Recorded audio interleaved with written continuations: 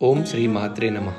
అందరికీ దేవీ నవరాత్రి మరియు విజయదశమి శుభాకాంక్షలు. ఈరోజు వీడియోలో దసరా పండుగకు సంబంధించిన అనేక విషయాలు చెప్తాను. అలాగే విజయదశమి విశిష్టత, దేవీ శరన్నవరాత్రులు ఎప్పుడు ప్రారంభమవుతాయి, దసరా పండుగ ఏ రోజున వచ్చింది, విజయ ముహూర్తం సమయం ఏంటి, అమ్మవారిని ఎప్పుడు ప్రతిష్ఠించుకోవాలి, కలశ స్థాపన ఎప్పుడు చేయాలి, వాహన పూజ ఎప్పుడు చేయాలి, సమీవృక్ష పూజ ఎప్పుడు చేయాలి, ఈ 9 రోజుల్లో అమ్మవారు ఏ ఏ రూపాల్లో దర్శనం ఇస్తారు, ఏ రోజున ఏ రంగు చీరలో దర్శనం ఇస్తారు, ఏ పూలతో పూజించాలి, అమ్మవారికి నివేదించాల్సిన నైవేద్యాలేంటి, ఏ మంత్రాలతో అమ్మవారిని స్తుతించాలి, మూల నక్షత్రం ఏ రోజున పడుతుంది, సరస్వతి పూజ ఎప్పుడు చేయాలి, అక్షరాభ్యాస సమయం ఏంటి, ఈ నవరాత్రుల తర్వాత 10వ రోజు అమ్మవారిని ఎలా కదపాలి, ఉద్వాసన ఎప్పుడు చెప్పాలి అనేది ఈ వీడియోలో తెలుసుకుందాం. అసలు విజయదశమి పండుగను ఎందుకు జరుపుకుంటాం? మహాశక్తి అయిన దుర్గాదేవి మహిషాసురుణ్ణి వధించడానికి 9 రోజులు 9 అవతారులు ఎత్తి సంహరించి విజయం సాధించిన తర్వాత 10వ రోజుని విజయానికి నాందిగా మనం విజయదశమి పండుగను జరుపుకుంటున్నాం. మన తెలుగు రాష్ట్రాల్లో ఎలా ఉంటే మన దేశంలో మరికొన్ని చోట్ల శ్రీరాముడు రావణాసురుడిని వధించిన రోజునే విజయదశమిగా జరుపుకుంటాం. అయితే ఈ సంవత్సరం దేవీ నవరాత్రులు అక్టోబర్ 3వ తేదీ గురువారం పాడ్యమి రోజున మొదలై అక్టోబర్ 11 శుక్రవారం నవమి రోజుతో ముగుస్తాయి. 10వ రోజైన విజయదశమి అక్టోబర్ 12 శనివారం తెల్లవారుజామున 5:38 నుండి తరువాతి రోజు తెల్లవారుజామున 4:11 వరకు ఉంటుంది. అలాగే శ్రవణ నక్షత్రం అక్టోబర్ 11 రాత్రి 1:26 నుండి అక్టోబర్ 12 రాత్రి 12:45 వరకు ఉంటుంది. దశమితో పాటు శ్రవణ నక్షత్రం ఉన్న రోజునే మనం విజయదశమిగా జరుపుకోవాలి. విజయదశమి పూజ చేసే వాళ్ళు ఉదయం 7:29 నుండి 9 గంటల వరకు, లేదా ఉదయం 10:31 నుండి మధ్యాహ్నం 1:30 వరకు చేసుకోవచ్చు. ఆయుధ పూజ లేదా వాహన పూజ చేసేవాళ్ళు ఉదయం 11 గంటల నుంచి 11:23 వరకు, లేదా 12:57 నుంచి 1:20 వరకు చేసుకోవచ్చు. సమీవృక్షం లేదా జమ్మి చెట్టు పూజ చేసేవాళ్ళు సాయంత్రం 5 గంటల నుంచి 6 గంటల మధ్య చేయవచ్చు. ఏదైనా కొత్త పని మొదలు పెట్టేవారు, ఏ కార్యంలోనైనా విజయం సాధించాలనుకునేవారు, ఆటంకాల వల్ల ఆగిపోయిన పనులను పునః ప్రారంభించాలనుకునే వాళ్ళు విజయ ముహూర్త సమయంలో మీ పనులను ప్రారంభించండి. అలా చేయడం వల్ల మీరు అనుకున్న పనులు సక్రమంగా పూర్తవుతాయి. మీరు చేసే ప్రతి పనిలో విజయం సాధిస్తారు. విజయ ముహూర్తం సమయం మధ్యాహ్నం 1:43 నుండి 2:30 వరకు. ఇప్పుడు దేవీ నవరాత్రులు అలాగే 9 రోజుల పాటు అమ్మవారి అవతారాల గురించి తెలుసుకుందాం. నవరాత్రుల్లో మొదటి రోజు అక్టోబర్ 3 గురువారం పాడ్యమి తిథి హస్త నక్షత్రం పడుతుంది. నవరాత్రి పూజలు చేసేవాళ్ళు ఈ రోజునే కలశ స్థాపన చేసుకోవాలి. అక్టోబర్ 3 ఉదయం 6:15 నుంచి 7:22 వరకు కలశ స్థాపన చేసి పూజను మొదలు పెట్టవచ్చు. ఈ సమయంలో చేయలేకపోయిన వాళ్ళు మధ్యాహ్నం 11:46 నుండి 12:47 మధ్య అభిజిత్ ముహూర్తంలో చేయవచ్చు. ఈ రోజున అమ్మవారు శ్రీ బాల త్రిపుర సుందరీదేవి రూపంలో లేత గులాబీ రంగు చీరలో దర్శనమిస్తారు. ఈ రోజున అమ్మవారికి బెల్లం పరమాన్నం నివేదించి ఎర్రని మందారాలు, గులాబీలు లేదా తుమ్మి పువ్వులతో పూజించవచ్చు. పూజ చేసేటప్పుడు బాల స్తోత్రాలు లేదా అష్టోత్తరాలు పఠించడం చాలా మంచిది. లేదంటే ఓం శ్రీ బాల త్రిపుర సుందరీ దేవి అయి నమః అని స్మరించడం చాలా మంచిది. ఈ రోజు పూజ చేసే వారికి సంతానం, సద్బుద్ధి, కార్యసిద్ధి సిద్ధిస్తాయి. పూజ పూర్తయిన తర్వాత ఎవరైనా ఆడపడుచులకి రవికల గుడ్డ దానం ఇస్తే చాలా మంచిది.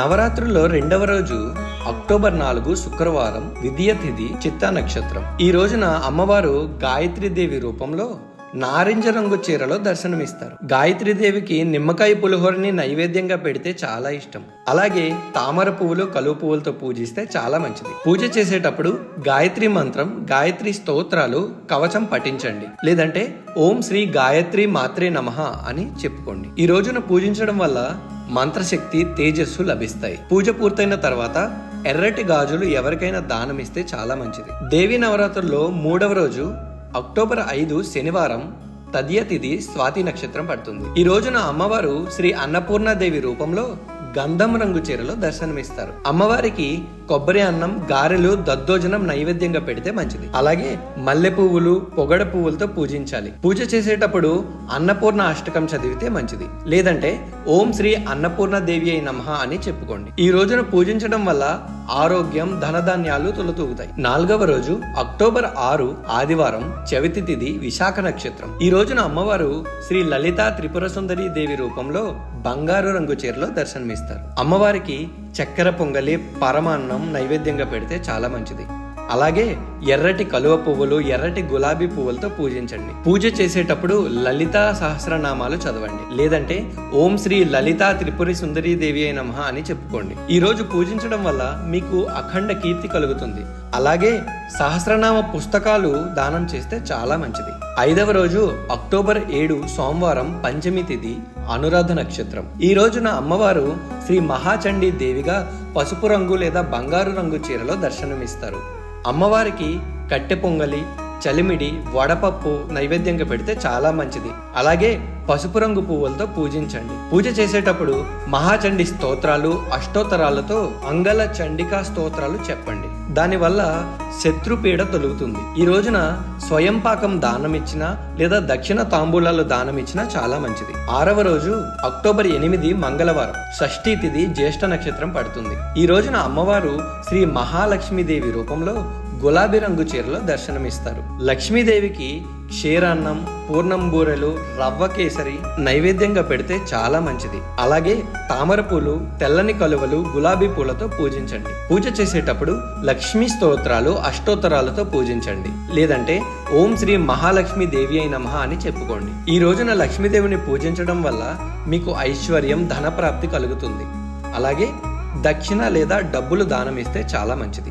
7వ రోజు అక్టోబర్ 9 బుధవారం, సప్తమి తిథి, మూల నక్షత్రం. ఈ రోజున అమ్మవారు శ్రీ సరస్వతి దేవి రూపంలో తెలుపు రంగు చీరలో దర్శనమిస్తారు. సరస్వతి దేవికి దద్దోజనం, పాయసాన్నం నైవేద్యంగా పెడితే చాలా మంచిది. అలాగే తెల్లని పువ్వులు, మారేడు దళాలతో పూజించాలి. పూజ చేసేటప్పుడు సరస్వతి దేవి అష్టోత్తరాలు లేదంటే ఓం శ్రీ సరస్వతి దేవి అయి నమః అని చెప్పుకోవాలి. ఈ రోజున సరస్వతి దేవికి పూజ చేయడం వల్ల విద్యా ప్రాప్తి కలుగుతుంది. అలాగే చిన్నపిల్లలకి అక్షరాభ్యాసం చేసేవాళ్ళు ఉదయం 9:03 నుండి 9:27 వరకు లేదా సాయంత్రం 4:07 నుండి 4:30 వరకు చేయవచ్చు. ఈ రోజున పుస్తకాలు దానం చేస్తే చాలా మంచిది. 8వ రోజు అక్టోబర్ 10 గురువారం, అష్టమి తిథి, పూర్వాషాఢ నక్షత్రం. ఈ రోజునే దుర్గాష్టమి అంటారు. ఈ రోజున అమ్మవారు శ్రీ దుర్గాదేవి రూపంలో ఎరుపు రంగు చీరలో దర్శనమిస్తారు. అమ్మవారికి పులగం లేదా కదంబం నైవేద్యం పెడితే చాలా మంచిది. అలాగే ఎర్రని పూలతో పూజిస్తూ దుర్గాదేవి స్తోత్రాలు, అష్టోత్తరాలు చదివితే మంచిది, లేదంటే ఓం దుమ్ దుర్గయ్యై నమః అని చెప్పుకోండి. ఈ రోజున అమ్మవారిని పూజించడం వల్ల శత్రువులపై విజయం సాధిస్తారని నమ్ముతారు. ఈ రోజున ఎర్రటి చీరను దానం ఇస్తే చాలా మంచిది. 9వ రోజు అక్టోబర్ 11 శుక్రవారం, నవమి తిథి, ఉత్తరాషాఢ నక్షత్రం. ఈ రోజుని మహార్ నవమి అని కూడా అంటారు. ఈ రోజున అమ్మవారు శ్రీ మహిషాసుర మర్దిని దేవి రూపంలో కాఫీ రంగు లేదా నీలిరంగు చీరలో దర్శనమిస్తారు. ఈ రోజున అమ్మవారికి చింతపండు పులిహోర లేదా గారెలు, వడపప్పు, పానకం నైవేద్యంగా పెడితే చాలా మంచిది. అలాగే నల్ల కలువలు, శంఖం పువ్వులతో పూజిస్తే కూడా మంచిది. పూజ చేసేటప్పుడు మహిషాసుర మర్దిని స్తోత్రాలు లేదంటే ఓం శ్రీ మహిషాసుర మర్దిని దేవి అయి నమః అని పూజించండి. ఈ రోజున అమ్మవారిని పూజించడం వల్ల ధైర్యం, విజయం సిద్ధిస్తాయి. అలాగే స్వయం పాకం దానం ఇస్తే చాలా మంచిది. చివరి రోజు విజయదశమి అక్టోబర్ 12 శనివారం, దశమి తిథి, శ్రవణ నక్షత్రం పడుతుంది. ఈ రోజున అమ్మవారు శ్రీ రాజరాజేశ్వరి దేవి రూపంలో ఆకుపచ్చ రంగు చీరలో దర్శనమిస్తారు. ఈ రోజున అమ్మవారికి శాకాన్నం, మహా నైవేద్యం అంటే ఈ 10 రోజులు చేసిన నైవేద్యాలన్నీ కలిపి మహా నైవేద్యంగా పెడితే చాలా మంచిది. అలాగే ఎర్రటి పూలతో, సుగంధభరితమైన పూలతో పూజిస్తే చాలా మంచిది.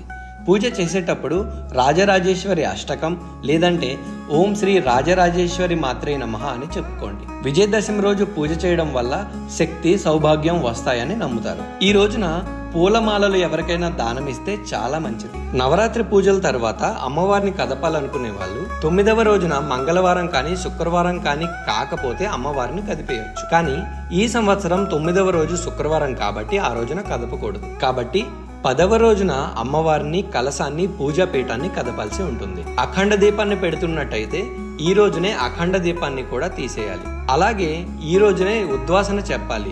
ఉద్వాసన సమయం ఉదయం 11:15 నుంచి 11:48 వరకు. ఒకవేళ ఎవరైనా ఉద్వాసన సాయంత్రం చెప్పే వాళ్ళైతే మధ్యాహ్నం 3:19 నుండి 5:11 లోపు చెప్పాల్సి ఉంటుంది. ఈ విధంగా శ్రీ దేవి శరన్నవరాత్రులు అలాగే విజయదశమి చెప్పిన సమయాల్లో జరుపుకోవాల్సి ఉంటుంది. ఇంకా మీకు ఏమైనా ప్రశ్నలున్నా సందేహాలున్నా కామెంట్ సెక్షన్లో అడగండి. ఇదే కాకుండా ఇంకేమైనా టాపిక్స్ పైన మీకు వీడియోస్ కావాలంటే కూడా కామెంట్ సెక్షన్లో చెప్పండి. మరోసారి మీకు మీ కుటుంబ సభ్యులకు విజయదశమి శుభాకాంక్షలు. ఓం శ్రీ మాత్రే నమః.